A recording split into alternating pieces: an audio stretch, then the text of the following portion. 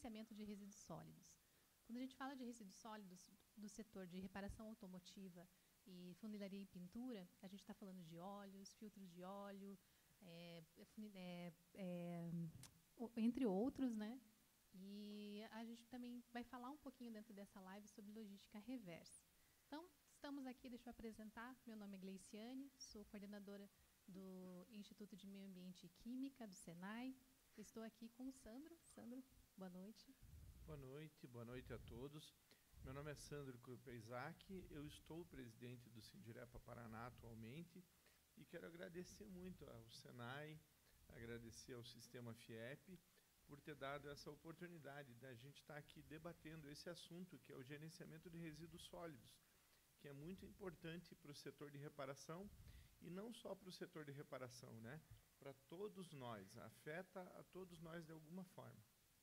Obrigada. Estamos aqui também com o Ricardo. Olá, muito boa noite a todos. É um prazer estar aqui. Eu sou o Ricardo Tonzak, estou diretor também no Sindirepa e é um prazer poder estar aqui e compartilhar com vocês um pouco da nossa experiência dentro da funilaria e pintura, né, sobre o plano de gerenciamento de resíduos sólidos. Obrigada. Nos acompanha também a Larissa. Olá, boa noite a todos. Então, eu sou a Larissa, sou analista técnica do time PDI, junto com a Gleice, do Instituto SENAI de Meio Ambiente e Química. Boa noite. Obrigada. E também estamos aqui, o Beno, por gentileza. Boa noite, eu sou o Beno Hoffman, né, proprietário da Automecânica João Hoffman, associado do Sindirepa.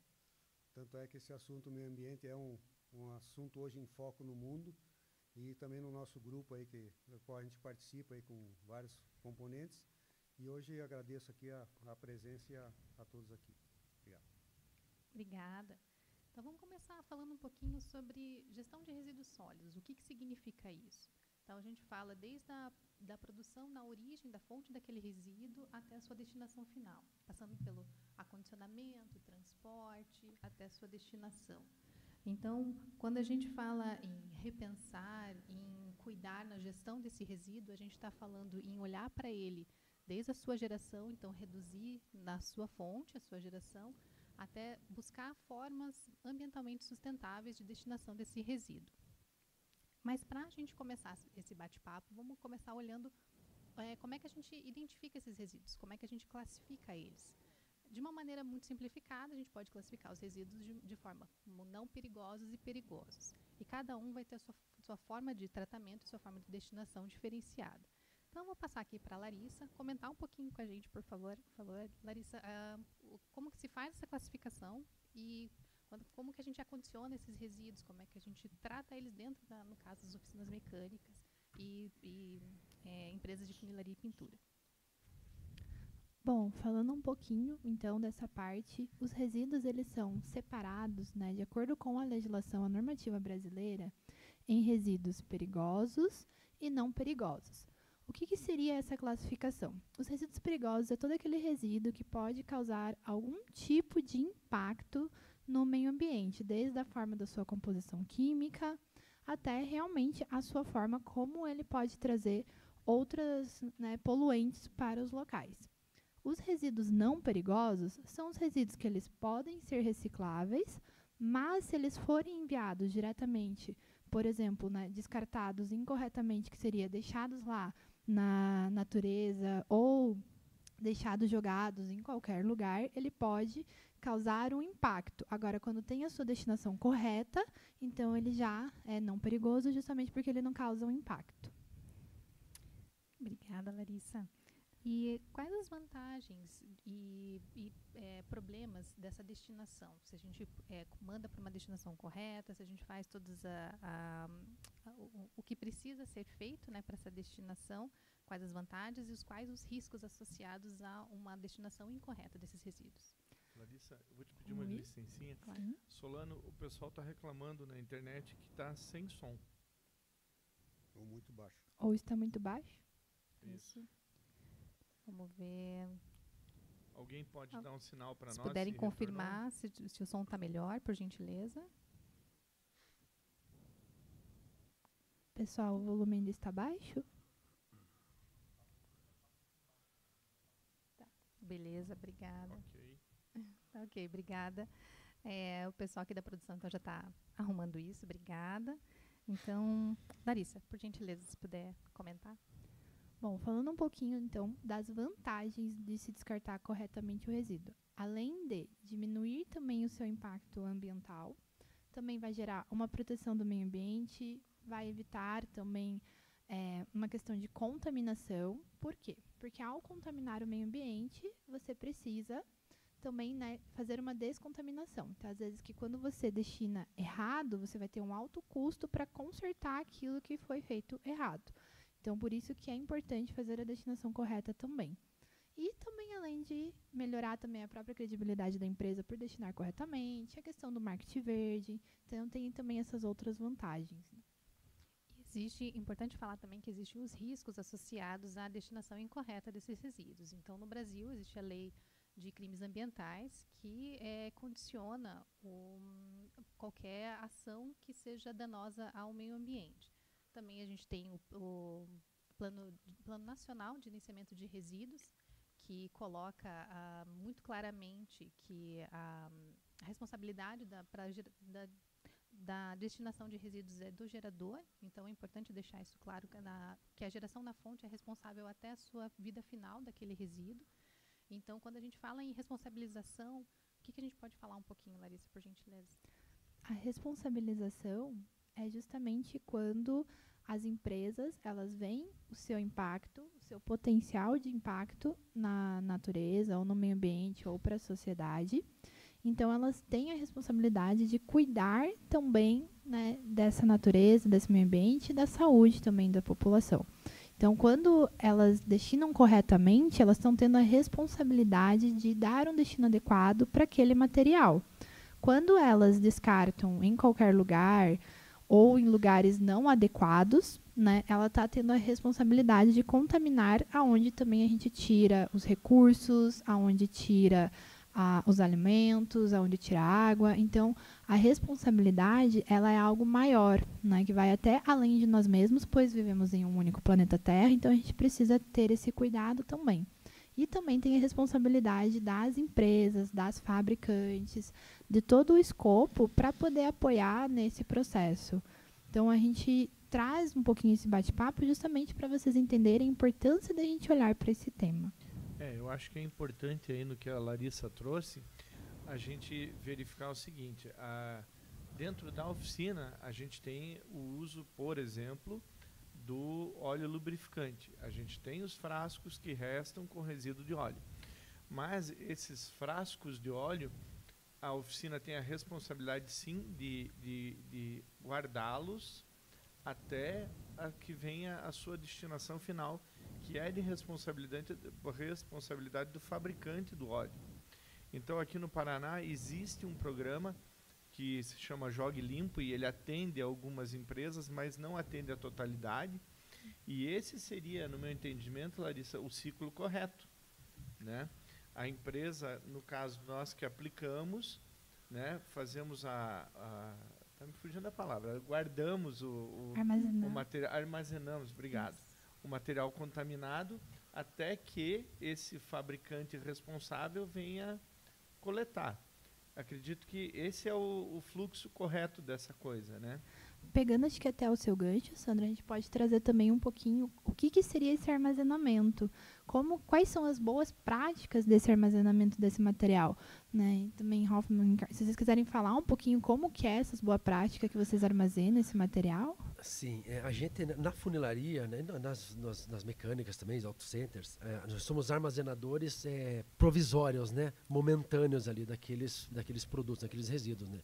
Na funilaria tem muito, né, você tem o papelão, que é onde vem todos os produtos, daí você tem os plásticos, que são para-choques e outros plásticos envolvidos na montagem do veículo, você tem a parte de metais, que são portas, capôs e etc. Tem vidros, né? Então é importante você fazer a segregação desse material e colocar num lugar, armazenar, né, num local seguro, coberto, né?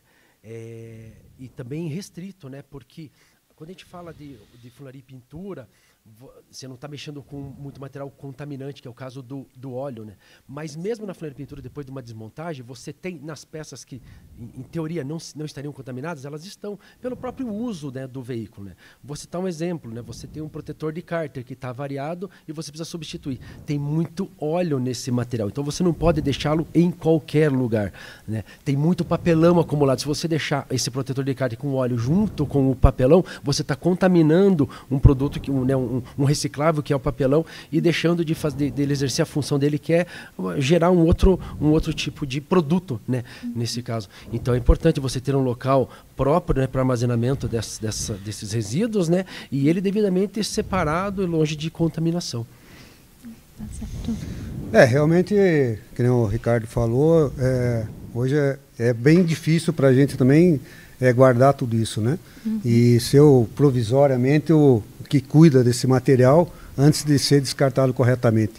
E, infelizmente, isso prejudica até o teu ambiente para guardar isso. Então, você tem que cuidar, porque você vai ter peças contaminadas com óleo, né? E, enfim, a gente tem os locais separados para isso, temos tonéis de plástico, onde a gente bota as peças contaminadas com óleo, que é aquela que a gente não adianta lavar e tudo e tal, né? Então, até que chega o momento. Nós estamos também no Jogue Limpo, né? Onde o filtro de óleo eles vêm em busca, a gente não paga nada ainda hoje em dia, ainda bem, né? Certo? Aliás, o resíduo sólido paga, não o filtro de óleo, né? Mas o resíduo, estopa, tudo que a gente utiliza, que está contaminado com graxa, com óleo, com lubrificante ou aditivo, tudo, isso aí a gente paga para levar embora. E não é barato, né? E é lamentável, Beno, porque era mais amplo o programa e eles restringiram bastante para algumas empresas, e se uma empresa quiser entrar hoje, já não entra. A gente tem percebido isso, né? A dificuldade hoje que está tendo. Então, precisa de mais empresas que acabem fazendo isso para fazer a destinação correta. Então, muita gente se obriga, às vezes o coitado nem consegue mandar para onde ele precisa e vai guardar tudo isso aonde, né? Tá? E a gente sabe da responsabilidade da gente, a gente tem que saber aonde que vai ser destinado também, né? Não é simplesmente, eu descartei, tá beleza, tá jóia, mas aonde que essa empresa vai colocar isso? Né? Vai fazer o processo correto? Então a gente é responsável e solidário até o final mesmo da situação, né? Essa empresa ela é licenciada, né? Ela é habilitada a fazer o destino correto desses materiais, né? Isso é importante você saber. Não, exatamente isso. Uma coisa importante da gente colocar aqui, o plano de gerenciamento de resíduos sólidos, ele vem justamente para, primeiro, identificar quais são os resíduos que são gerados, classificar eles, é perigoso, não é perigoso, quantificar, principalmente para entender esse volume, aí ele dá uma orientação de como acondicionar, de como transportar, como manter e principalmente de como não misturar, para a gente ter realmente o melhor aproveitamento desses resíduos e conseguir o que for para a destinação, para uma destinação que paga, por exemplo, que seja o menor possível, e para o que for para um reaproveitamento que seja o máximo possível, né? Então, eu queria também colocar aqui um pouquinho na conversa, Larissa, se você puder falar um pouquinho sobre logística reversa. É um tema que aparece bastante, tem a ver com resíduos sólidos, mas muita gente não sabe ainda o que é. Então, se você puder comentar um pouquinho. Claro, Gleice. A logística reversa, ela é uma política nacional, né, governamental, que ela já vem principalmente desde os anos 2010, a partir do Plano Nacional de Resíduos Sólidos, e também tem outras normativas ambientais, e vem justamente para que os fabricantes façam o retorno dos seus materiais, aonde eles, né, produziram, de volta para o seu processo. Então, a importância da logística reversa é retornar esse material, tirando da contaminação, o risco de contaminar ou poluir o meio ambiente, trazendo de volta para a fábrica, até por uma questão também de poder reutilizar novamente isso no processo. Por exemplo, tem muita logística reversa hoje com baterias, principalmente, que vocês fazem essas trocas. Acho que também, se vocês quiserem falar um pouquinho logo mais sobre esse tema das baterias da logística reversa, nas boas práticas sobre isso. E a logística reversa, ela vem justamente para poder reutilizar e voltar para a produção todos esses materiais. Então, é a responsabilidade do fabricante trazer isso de volta, justamente para ele poder dar um destino correto, olhando para onde vai enviar, olhando como que vai fazer com esse processo, olhando para quem ele vai destinar também, ou se ele vai implementar novamente dentro do seu próprio processo produtivo. Por exemplo, hoje existe também uma logística que pode ter até para os pneus, que ela se transforma em um novo produto, como usar o pneu em asfaltos, usar o pneus como matéria-prima, né, por causa da borracha. Outros ainda estão em processo de aprimoramento de como fazer esse fluxo, porque muitas empresas ainda estão se adaptando a fazer esse fluxo da logística reversa. Mas pegando ali nesse gancho da logística reversa, a gente vai para a segunda vida também, né, dos produtos. Sim. Tem bastante coisa que está entrando nessa situação da segunda vida.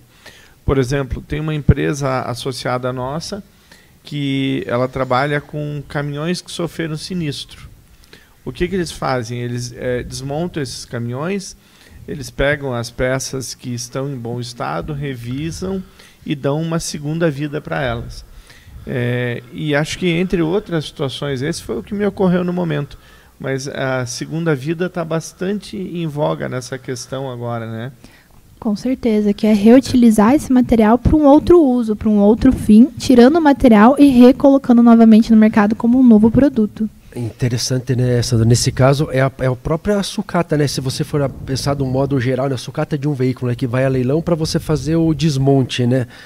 Em teoria, o responsável por essa sucata seria o fabricante do veículo, né? Porque ele deu uma perda total e tal, né? Uma questão de seguro, então você vai... Só que ele vai a leilão e uma pessoa compra e faz a reutilização dessas peças, serve como doador, né? Num outro processo de reparação. Então, isso isso funciona muito bem mesmo, né? Uma outra forma de você reutilizar é a própria sucata mesmo, ou seja, aquele metal muito avariado, aquele plástico muito avariado que vai para reciclagem mesmo, onde fazem eu vi outro dia num site e tal, o pessoal fazia casinha de cachorro com restos de para-choque, né? Só que tem todo um processo, mas é uma forma de você reaproveitar um produto que está totalmente danificado e não serve mais para aquela utilidade, você pode dar o destino para outros materiais mesmo, né? Isso é muito importante, por isso é importante você armazenar de forma adequada e não contaminar mais esse material, porque ele pode ter um uso um destino, né, um uso melhor assim em outras situações. Até porque, né, falando em baterias, no caso ali, hoje já faz muito tempo que isso ocorre, né? Então a venda de bateria ela é casada, vamos dizer assim, com a base de troca, justamente porque o chumbo é altamente contaminante. Exatamente. Então foi a maneira que o fabricante conseguiu, né, de reverter, e ele vai reutilizar esse chumbo. Essa que é a grande verdade, né? Então, tem consumidor às vezes que fica pensando, pô, mas o que você vai fazer com isso? Você está ganhando? Não estou ganhando, né? Você está tendo a base de troca por causa disso. Então, você está o tempo todo explicando para o consumidor o que realmente você está fazendo, né? Então, eu estava falando também, tem uma fábrica de discos de freio, por exemplo, aí em Santa Catarina, né? Ela pega todos os discos de freio para reciclagem. Então, ela vai reutilizar, né, o ferro. Então, eu acho que são iniciativas que valem a pena e que chegam no final, né? E que nós, reparadores, ou seja, que é o caso aqui nosso hoje, é o foco esse, podemos fazer diferença para o nosso meio ambiente. Exatamente. E além de todo o viés ambiental que, obviamente, é necessário, como a Larissa disse, vivemos num mundo só, tem uma questão muito prática de atendimento a requisito legal. Então, hoje o PGRS, ele não é uma utopia, uma idealização. Ele é uma exigência dentro de um processo de licenciamento ambiental, de autorização de funcionamento, seja nas prefeituras, seja no Estado, nos órgãos ambientais, para garantir que aquela empresa tenha uma operação adequada e que atenda a todos os requisitos legais atrelados à sua operação. Então, Larissa, se puder comentar também um pouquinho em relação a isso, né? O que o PGRS traz para essa questão do atendimento aos requisitos legais? Larissa, eu vou te pedir um segundinho de novo. Claro. Levando em consideração, né, Beno, que o pessoal começou uma discussão sobre isso, o que nos trouxe aqui foi uma discussão em um grupo de WhatsApp, né? Exatamente. E que a gente resolveu ampliar. Então, o pessoal que estiver assistindo e quiser mandar pergunta, fica à vontade para mandar pergunta. A Larissa, a Gleice estão aqui para ajudar a gente e para responder com essas perguntas para que a gente possa aí atingir o maior número de pessoas, esclarecer o maior número de pessoas aí o possível. E já temos perguntas aí. Sim, vou ler aqui para vocês, então. Como oficializar a entrega de papel de embalagem de peças? Atualmente, né, foi a Jornada Automotiva que colocou, entrego para o lixo que não é lixo. Então, Silvio, estou vendo aqui a sua pergunta da automecânica padrão. A oficialização dessa entrega de papel de embalagem, ele pode ser, não sei se você já tem alguma destinação definida para recicláveis, mas entendo aqui como um resíduo não contaminado, então ele seria também uma destinação para recicláveis, no caso. Então, você coloca aqui, entrega para o lixo que não é lixo, ele justamente é uma coleta de recicláveis para buscar o melhor aproveitamento desses resíduos. Depende também muito do quantitativo. Então, se dentro do teu município, que aqui eu não sei de onde você está falando, é de Curitiba? Então, dentro de Curitiba a gente tem esse programa, né, municipal de coleta de resíduos recicláveis, mas dependendo do município isso acaba não existindo. Aí teria que buscar uma cooperativa ou alguma empresa que trabalhe com recicláveis para fazer essa destinação. Mas você está correto. É isso aí mesmo. Mas nesse caso, acho que o Ricardinho pode ajudar. É contaminado, né, Ricardinho? Porque em geral tem pó de massa ali, né, que é feito... Aí é um resíduo, é contaminado. É contaminado. Esse papelão, ele acaba que ele é contaminado, porque tem entendi. o pó da massa. É por isso que é importante, né, você segregar, fazer essa micro-separação dentro do seu próprio negócio, né, para você já fazer isso na origem de onde gerou, para você evitar contaminar com outros produtos. Exatamente, essa parte mais importante, porque quando eu li aqui, você falou de papel que só faz a embalagem da peça, eu entendo que é uma embalagem que você abre e você usa a peça e não teria essa contaminação. Mas se por acaso ela tem algum contato com algum contaminante, aí sim ele vira um resíduo potencialmente perigoso. Eu digo potencialmente por quê? Porque só no PGRS, com um estudo, você vai conseguir realmente detectar se tem alguma possibilidade de contaminação ali dentro. E daí ele teria que ser destinado de uma forma correta, como um resíduo perigoso, com processamento, por um outro tipo de destinação. Lembrando, claro, que você é responsável por essa destinação, então por isso essa importância de separar já na origem, para evitar tanto desperdício do produto quanto do seu próprio dinheiro, que uma vez que você vai ter que estar pagando para essa destinação. Mas eu acho que a pergunta do Silvio vai no seguinte sentido. Por exemplo, vamos lá. Uma coisa é o papelão contaminado com poeira lá de lixamento, né? Sim. A outra coisa é o papelão, por exemplo, caixa de peça, Sim. coisas assim. Eu acho que para esse tipo de resíduo que não é contaminado, você nem precisa ter um comprovante de destinação, ou precisa? Complementando, até para ajudar nessa dúvida também, quando você elabora um plano de gerenciamento de resíduos sólidos, você precisa ter alguma comprovação de que você deu uma destinação correta.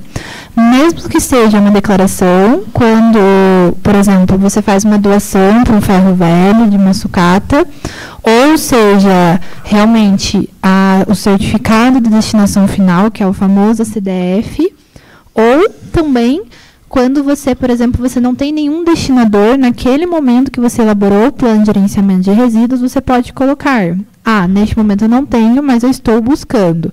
E daí, então, você comprova através de registro fotográfico que você está armazenando corretamente esse resíduo.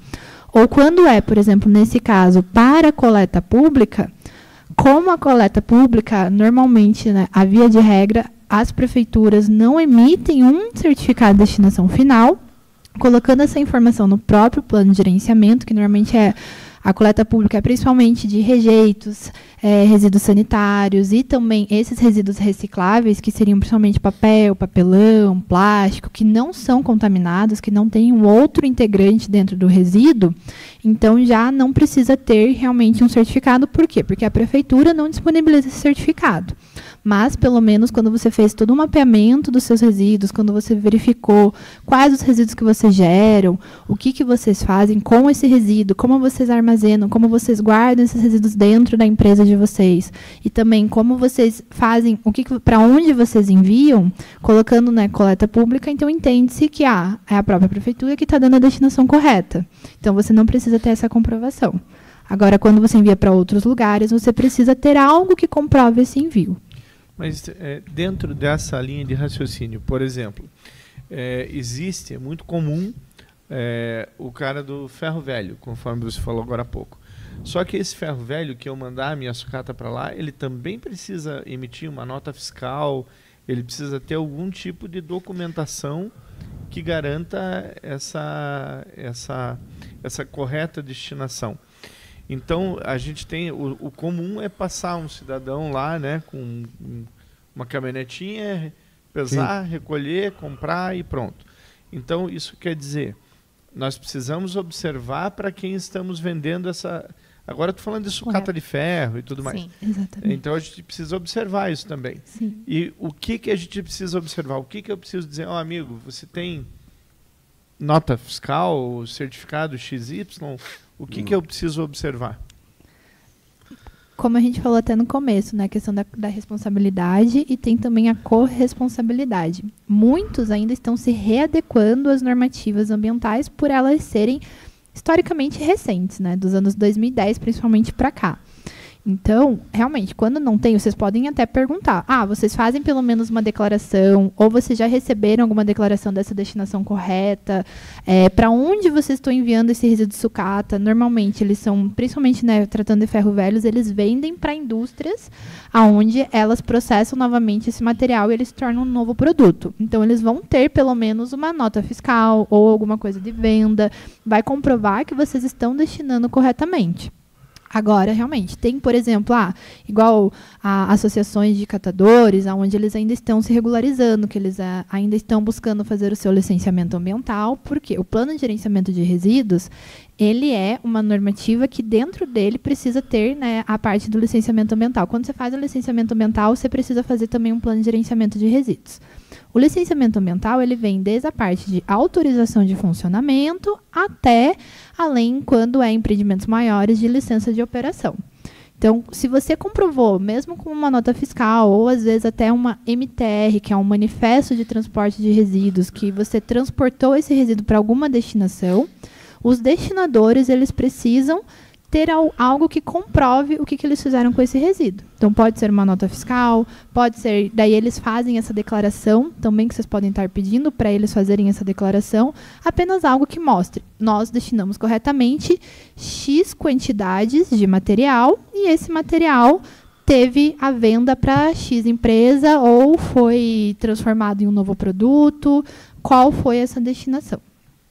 Mas, na prática, no dia a dia ali, como é que o dono da oficina, porque assim bastante coisa, né?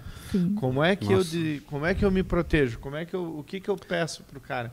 Uma nota fiscal? Nota fiscal acho que não basta. Eu iria falar, você tinha falado de um registro fotográfico, isso pode colaborar? Porque hoje precisa de um documento eletrônico, seria a nota fiscal mesmo, ou uma licença, né, uma habilitação ali, né? Mas você fala de uma associação de catadores, por exemplo, eles devem dar um destino para uma outra instituição que essa sim deve ter a certificação. Mas eu com a associação de catadores, que acho que é isso, né, que o Sandro tá expondo, né? Não, eu quero dizer, oficina. Chegou aqui, eu tenho X lá de sucata, que já encheu lá. Eu preciso destinar. Então, quando eu for vender pro ferro velho, o que você tem que... Que é o seu vizinho ali, que é de menor porte, digamos assim. O que eu peço para ele? Você tem que perguntar para ele como que ele dá a destinação para os resíduos dele. Ele vai falar se ele tem um certificado, ou se ele só tem nota fiscal, ou se ele não tem nada. Se ele não tiver nada, você vai falar, então eu gostaria de uma declaração de que você destina corretamente os resíduos, porque é minha corresponsabilidade fazer uma destinação correta. Então, o que você precisa pedir é o que ele tem, também para entender a realidade dele. Muitos não vão ter nada, e daí você vai pedir, eu quero então uma declaração que fale que você recebeu a quantidade X de mim e que você destinou esse para algum lugar. Então, isso já está valendo. Ou você pode também perguntar, que existe, que eu ainda não havia citado, a plataforma Sinir, que é uma plataforma do governo, onde lá dentro você pode colocar todas essas informações também, o plano de gerenciamento de resíduos, as manifestos de transporte, e você pode gerar um certificado. As empresas destinadoras, elas precisam ter um cadastro dentro dessa plataforma. Então, você pode perguntar, você já possui um cadastro dentro do Sinir? Se sim, vocês já conseguem fazer o cadastro de vocês como gerador de resíduo, né, e lá dentro mesmo, vocês mesmos vão poder baixar o certificado de vocês. Se a empresa não tem esse cadastro no Sinir, daí vai para essas outras frentes, verificar a nota fiscal. Então eu quero uma nota fiscal da venda desse meu produto. Tem nota fiscal? Para mim já está ok. Não tem nota fiscal? Então eu quero uma declaração de que você está destinando corretamente. Não tem declaração? Você precisa, então, ver um outro destinador que, pelo menos, tenha essas premissas que possam provar que você está destinando correto esse material. Acho que, então, o mais prático e mais seguro é essa questão do Sinir aí, pelo que eu estou vendo. Isso, porque ela é uma plataforma que, hoje em dia, ela está se tornando bem forte, principalmente, né, porque é onde você consegue ter uma rastreabilidade maior, é onde você consegue ver quem tem cadastro, ver quem tem a licença, ver quem tem todos esses controles de gerenciamento, e lá dentro você mesmo pode gerar esses certificados também. Mas seria importante, então, ter um link, alguma coisa desse Sinir aí, no caso, se fosse possível, né? Se não fosse hoje, agora, mas... Né? Ser colocado, eu acho que é bem interessante isso aí. Para o Sindirepa, né? O Sindirepa pode repassar daí para quem... E divulgar aqui, porque se você consegue fazer um filtro ali de quem está dando o destino certo dos resíduos, né? Eu acho que é importante. Sim. É uma plataforma governamental, regimentada e controlada pelo governo nacional. Então, ele serve justamente para isso, para ter esse controle tanto dos geradores quanto dos destinadores, para garantir que os resíduos não se percam no meio do caminho. Então, ele serve como uma rastreabilidade. E então você pode cadastrar o PGRS, você pode fazer toda essa movimentação dentro do sistema, mas ele serve muito para essa contabilização, tanto de geração de resíduos, do que está sendo feito com eles, do que está se aproveitando, justamente para melhor otimizar essa gestão de resíduos, né? Tanto aí, por aí a gente consegue ver também a dificuldade que é para, né, hoje para nossa reparação com relação a isso, né? Então, a falta de empresas capacitadas, né, e documentadas para fazer essa reciclagem ou, né, a destinação correta desses resíduos, né, e que são muitos, né? Exatamente. Então, hoje no setor de autopeças tem alumínio de montes, tem tudo coisas que hoje baixaram o seu valor, né? Então, que de certa forma não existe mais interesse. O próprio papelão, né? O próprio papelão, hoje os carrinheiros não estão mais na rua, porque não diz que baixou muito o valor, não tem mais interesse e tudo. Então, você veja a dificuldade que é você, no dia a dia, buscar e saber as coisas, né? E por isso que a gente precisa de um Sindirepa, precisa de um Senai, precisa de ajuda nisso, né? Para estar fazendo a coisa correta, enfrentando tudo e ir em grupo tentar melhorar isso, né? Tentar cada vez fazer alguma coisa melhor para frente. Sim, não, com certeza. E entrando um pouquinho nessa temática de que a gente fala de gestão de resíduos, vocês comentaram, às vezes passa um carrinheiro na frente da minha oficina e acaba pedindo ou levando algum material. Tem esse impacto social também muito forte. Acaba que a reciclagem ainda é muito atrelada à baixa renda, às dificuldades sociais. E por isso que é importante a gente traz aqui uma visão prática de legislação, de aplicabilidade, responsabilidade, mas também tem essa questão social que acaba sendo bastante delicada. Então, assim, se você um ponto importante é de vocês olharem da parte de requisitos legais. Então, se eu tenho a minha oficina, vem alguém para coletar meu resíduo e que eu não conheço para onde ele está indo, o que ele está fazendo com aquilo, eu estou colocando o meu trabalho em risco. Então, é importante ter essa ciência, porque eu sou responsável por aquele resíduo. Então, se a pessoa está pegando, não está aproveitando ou está destinando num lugar errado, o problema é meu, com responsabilidade. Agora, se eu tenho um registro, se eu sei que a pessoa está fazendo, está levando para um determinado local, enfim, eu consigo ter esse maior controle e consigo ter essa garantia, essa tranquilidade que os resíduos que eu estou sendo gerado está sendo bem destinado, está sendo levado para os lugares corretos, né? Eu estou vendo aqui o pessoal mandando informações aqui no chat. Eu vou ler algumas aqui e a gente vai discutindo em cima delas. Então, peço também para quem está assistindo, por favor, fique à vontade, vai mandando as suas perguntas que a gente vai respondendo aqui, vamos conversando sobre isso. O Valdinei colocou essa questão de plástico, que embalagem também ninguém quer. E o Wilson colocou, nossa empresa, além de fazer o PGRS, usamos uma sistemática de não gerar o mínimo possível de embalagens, por exemplo. Wilson, essa é a ideia primária do PGRS, que é reduzir ao máximo a geração de resíduos. Por quê? Justamente para evitar toda a problemática futura que isso traz. Uma, economia dentro da própria empresa. Então, estou usando racionalmente os meus materiais, aproveitando ao máximo. E depois a economia da própria destinação, né? Então, essa ideia, quando a gente olha para o PGRS, também é olhar formas de minimizar essa geração de resíduos. E o Marcos, ele coloca aqui que o meio ambiente exige comprovação de destinação final no momento da renovação de alvará. Exatamente, a questão de requisitos legais que a gente estava comentando. Então, uma vez que você vai solicitar o alvará, fazer renovação, e você vai ser sempre questionado sobre isso, sobre um PGRS que tem que ser atualizado, ele tem que estar comprovado com certificados de destinação. Então, tem toda uma documentação que o embasa para garantir que aqueles resíduos estão sendo destinados corretamente. Mas queria trazer aqui também para a discussão o que vocês olham como uma das maiores dificuldades dentro do setor sobre essa questão de resíduos sólidos. Se vocês puderem comentar um pouquinho. Bom, eu acho que muito está realmente na possibilidade de separação, e muito se falam está falando agora sobre valores, né? E é muito sazonal. O plástico, né? O rapaz agora quando comentar, né? Não, o plástico não vale nada, mas muda. Às vezes o ferro está, por uma ausência de ferro no mercado, né? O ferro aumenta o valor, o plástico aumenta o valor, enfim, a borracha aumenta o valor. Então você tem essa dificuldade, muitos querem só aquilo que vale. Você falou do alumínio, né, Beno? O alumínio, que é um dos materiais hoje mais depois do cobre, né? Acho que é um dos materiais mais valiosos, né? Dentro do que se pode ter gerar de resíduo, né? Então a dificuldade maior está nisso, tá? Em você conseguir realmente um destino correto para isso tudo, né? E quem faz isso de fato se tornar um novo produto lá na frente, né? Você ter esse caminho claro para você, né? Você gerou esse resíduo aqui, vai transformar no quê? E quem?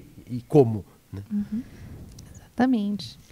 Que nem eu digo assim, muitas vezes a gente está no grupo e o pessoal está perguntando, né?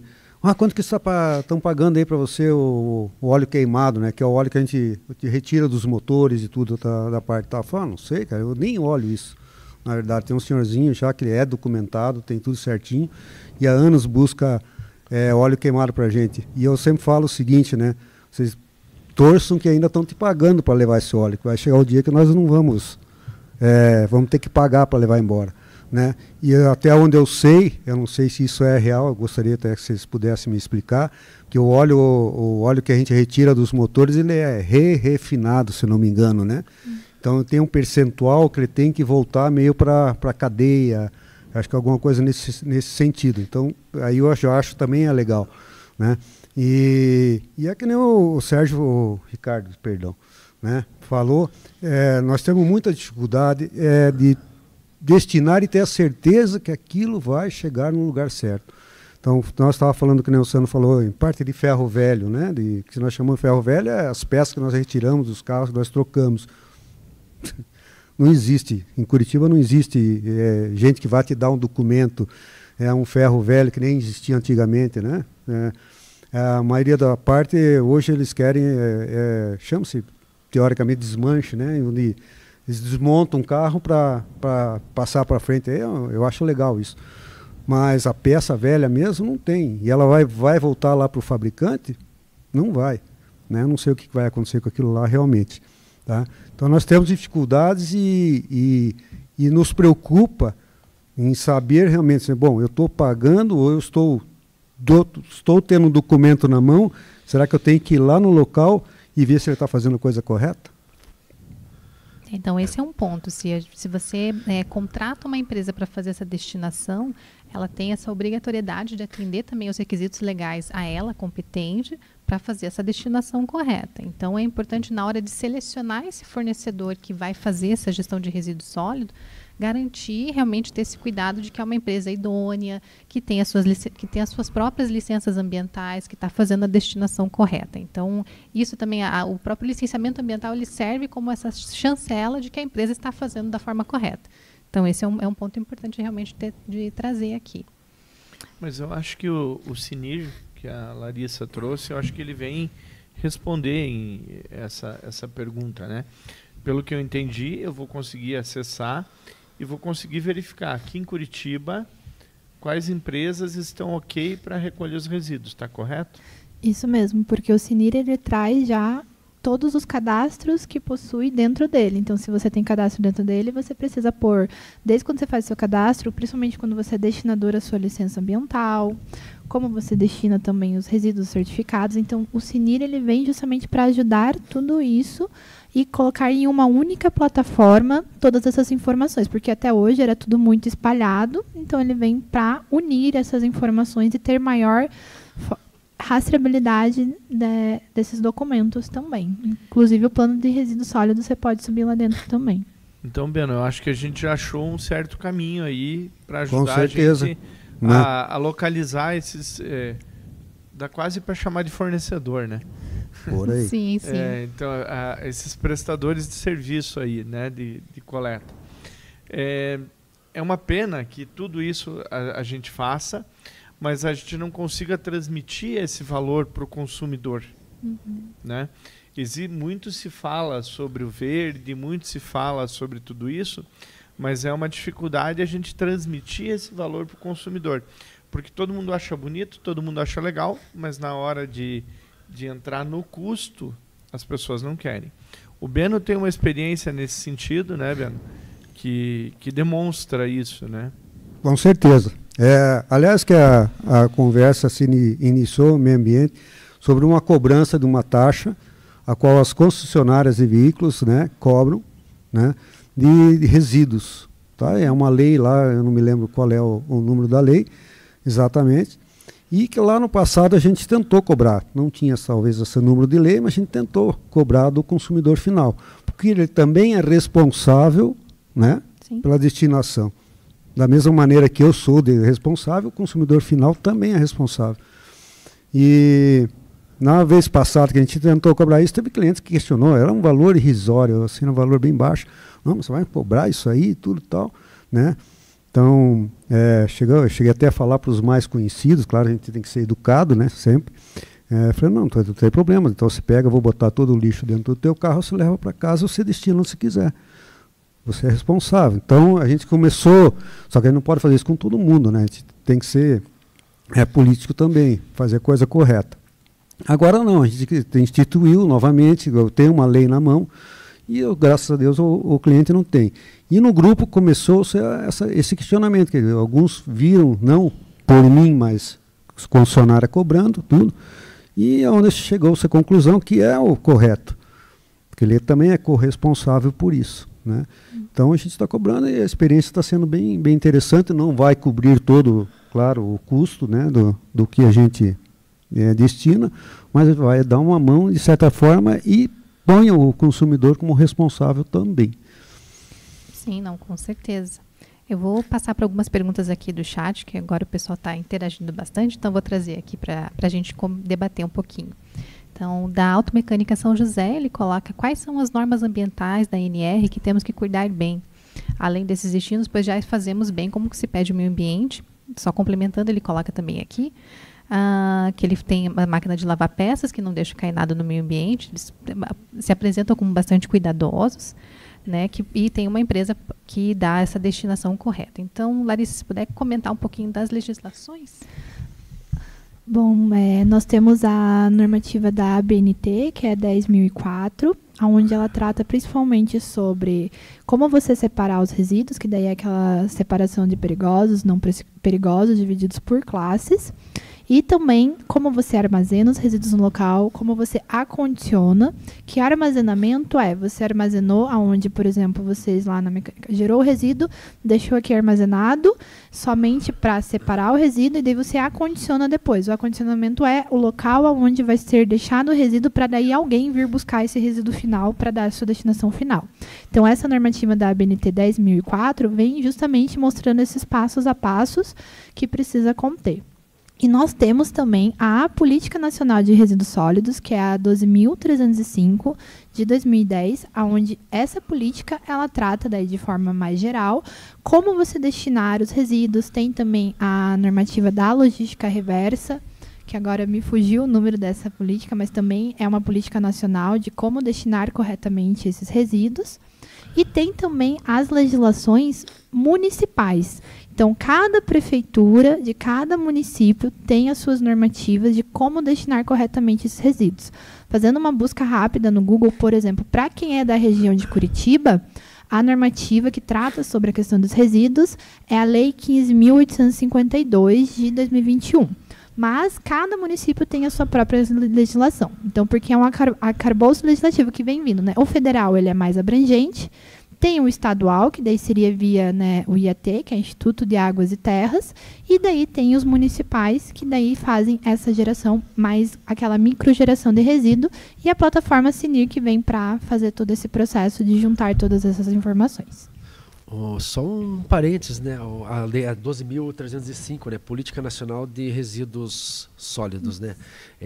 Ela diz que a responsabilidade é de todos. Logo, Beno, assim, sim a responsabilidade do consumidor final ali, sobre, né?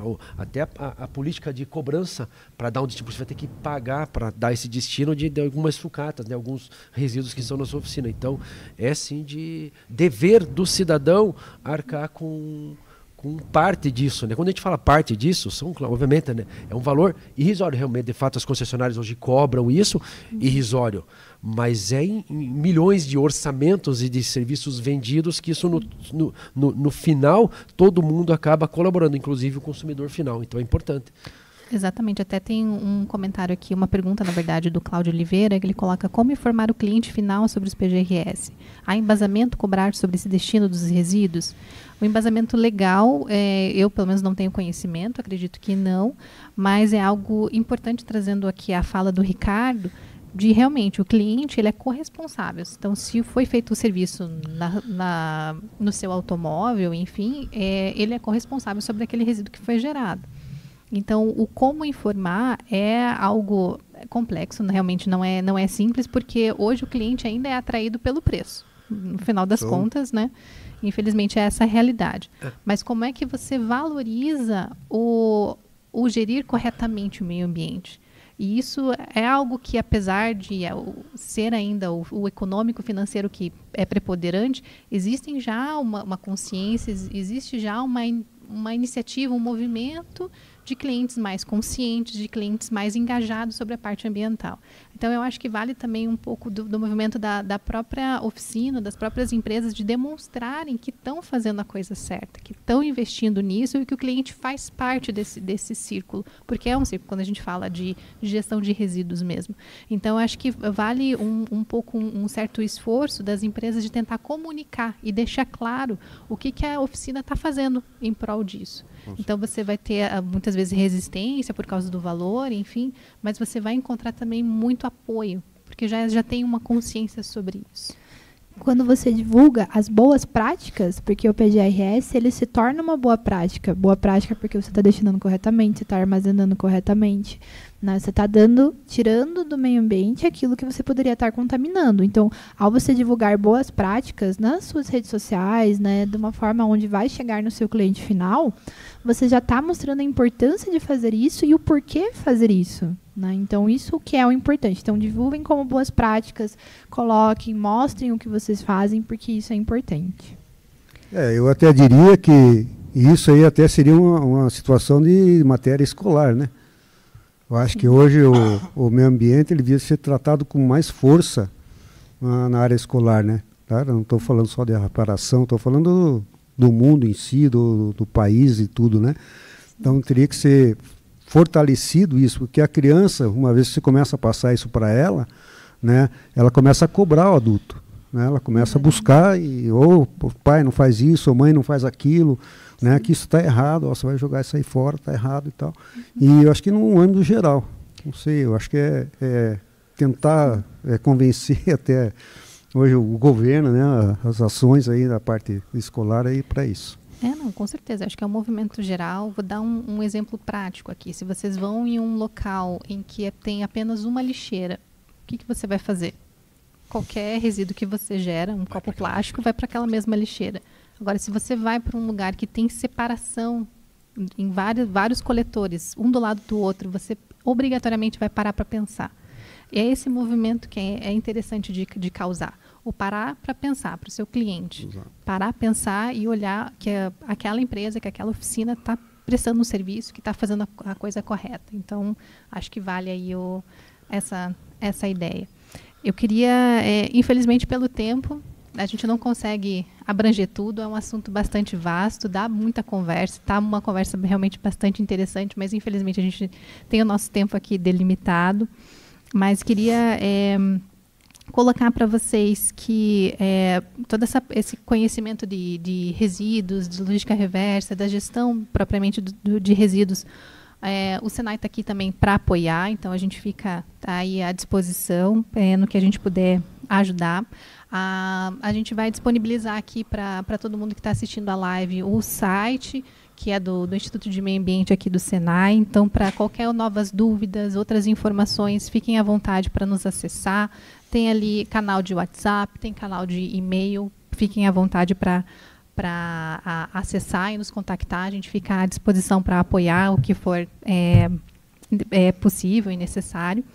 Mas eu queria só pedir, então, para cada um, se puder trazer uma fala final aqui do do nosso assunto, do que a gente abordou e, enfim, considerações que vocês acham importantes. Bom, em nome do Sindirepa, eu quero agradecer a todos vocês que participaram, quero agradecer a quem está assistindo e quero trazer também uma notícia, né? Foi negociado entre o Sindirepa e o Senai. O Senai é o parceiro do Sindirepa para todo esse tipo de ação, né? O Senai é o nosso parceiro oficial. Então, para essas ações de meio ambiente, para o PGRS especificamente, foi negociado com a superintendência do Senai, com o Carlos, que está ali do lado, ali olhando a gente, e a gente conseguiu um desconto de 20% para os nossos associados para a elaboração do PGRS. Então, é um valor que é um bom desconto, né? E esse é o propósito do Sindirepa agora, né? Trazer benefício que gere negócio, que gere economia, que faça com que as oficinas associadas funcionem melhor e de uma forma mais rentável e sustentável. Então, como Sindirepa, eu trago essa novidade. Quem tiver interesse, quem precisa elaborar o seu PGRS, entre em contato conosco. Acredito que em alguns momentos aí já apareceu o WhatsApp do Sindirepa para fazer esse contato e poder solicitar, né, o PGRS para poder estar colocando dentro da sua empresa. Mais uma vez, agradeço a Larissa, agradeço a Gleice, o Ricardo, o Beno e aos demais aí por esse tempo disponibilizado, que eu acho que foi muito rico para todos. Muito obrigado. Ok, então eu faço do nosso presidente as minhas palavras, está agradecendo mesmo aí a oportunidade, a gente poder aprender um pouquinho também, falar um pouquinho da nossa experiência. Meu muito obrigado a todos vocês. Também muito obrigado, né? Obrigado aqui por esse momento aqui junto, sempre muito agradável e gostoso, né? Obrigado a todos aí que participaram da live via o YouTube aí, né? Fiz uma petição ali para todo mundo e foi legal, participaram legal, e espero que tenha ajudado e que, se precisarem, continuar o contato aí com os canais aí responsáveis, o próprio Sindirepa, no sentido de ajudá-los. Muito obrigado mesmo e uma boa noite a todos. Alissa? Só queria, então, agradecer também pelo convite, por poder estar aqui, ajudando vocês e apoiando, né, nessas dúvidas, porque isso é importante, essa conscientização é importante, e passar essas informações também. Então, contem com a gente para, né, continuar, e qualquer dúvida que tiverem, a gente está à disposição. Muito obrigada. Bom, também agradeço e então falo para todo mundo que a live então está disponível, vai ficar gravada no mesmo link, então compartilhem para quem vocês acham que seja de direito, seja importante. Tudo começa com a conscientização, então a gente tem que espalhar essa informação mesmo. Então, em nome do Senai, nos coloco aqui à disposição para auxiliar, estamos junto com o Sindirepa, ficamos aqui à disposição para os associados e demais indústrias. Agradeço a atenção de todos aqui. Agradeço a atenção de todos que estão nos assistindo. Muito obrigada e boa noite. Boa noite.